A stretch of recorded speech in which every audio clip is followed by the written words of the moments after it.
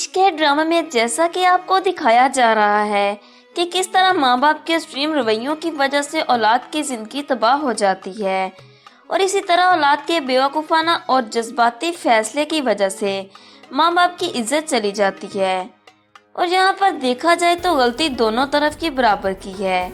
अब यहाँ पर शाहजेब की माँ को शाहजेब का रिश्ता तय करने से पहले कम से कम उसे बताना जरूर चाहिए था।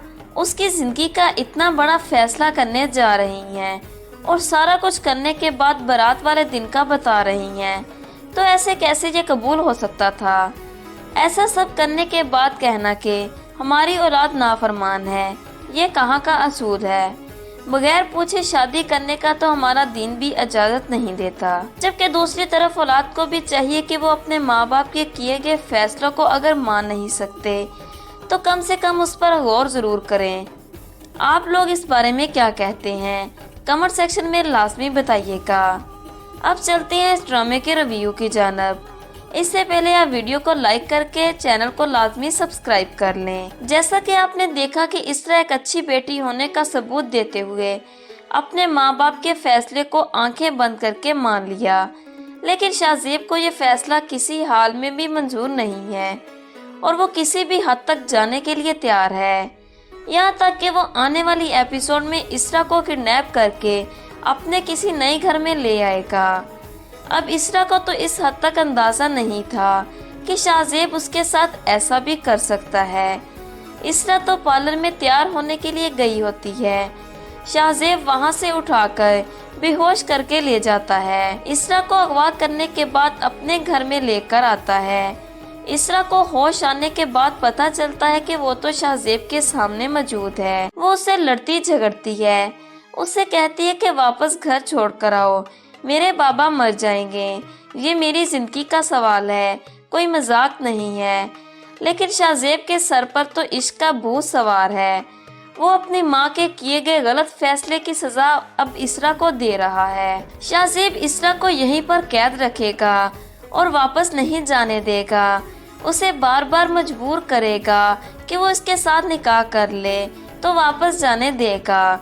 अब इसरा के पास सवाए हाँ करने के कोई और रास्ता मौजूद नहीं होगा, तो वो मजबूरी में शाहजेब से निकाह करने के लिए तैयार हो जाएगी और शाहजेब भी निकाह कर लेगा। निकाह करने के बाद भी वो जल्दी इसरा को वापस लेकर आने वाला नहीं है।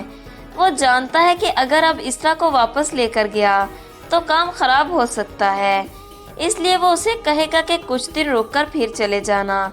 मगर इसरा को तो बहुत ज़्यादा परेशानी हो रही होगी कि पीछे से उसके बाप का क्या हाल हुआ होगा। अब कुछ दिन गुजरने के बाद इसरा के बाप को हार्ट अटैक हो जाएगा और वो हॉस्पिटल मुंतकिल हो जाएगा, जिसके बाद इसरा को इस बात की खबर पहुंचेगी तो वो शाहजेब के साथ हॉस्पिटल भी जाएगी। लेकिन ना तो इसरा का भाई और ना ही उसकी माँ इसरा को इसके बाप के पास भी नहीं जाने देंगे, जबकि इसके बाद इसरा के बाप की मौत भी हो जाएगी। जैसा कि आपने देखा कि इसरा के बाप ने ये वसीयत की है और ये बदुआ दी है कि इसरा को मेरी शक्ल भी देखना नसीब नहीं होगी, और जनाजे पर भी उसकी वसीयत पर अमल करते हुए इसरा को उसके बाप का मुंह नहीं देखने देते। अब ये सब कुछ शाहजेब की वजह से हुआ है, इसलिए इसरा जितनी पहले शाहजेब से मोहब्बत करती थी अब उतनी नफरत करने लगेगी, उसके साथ जरा भी खुश नहीं रहेगी। हर वक्त उसको इस बात का ताना देती रहेगी कि तुम्हारी वजह से मेरे बाप की मौत हो गई। अब ये सब होने में इसरा का तो कोई कसूर नहीं था, उसके साथ तो ये सब कुछ जबरदस्ती किया गया। अब यहाँ पर उसके घर वालों का भी हक बनता था कि सारे मामले की तहकीक की जाती, जबकि इसरा तो बार बार बताने की ये कोशिश करेगी कि मैं अपनी मर्जी से नहीं गई। अब क्योंकि सारी सच्चाई पहले सब घर वालों को पता भी थी, तो कोई भी इसरा की बात पर यकीन नहीं करेगा।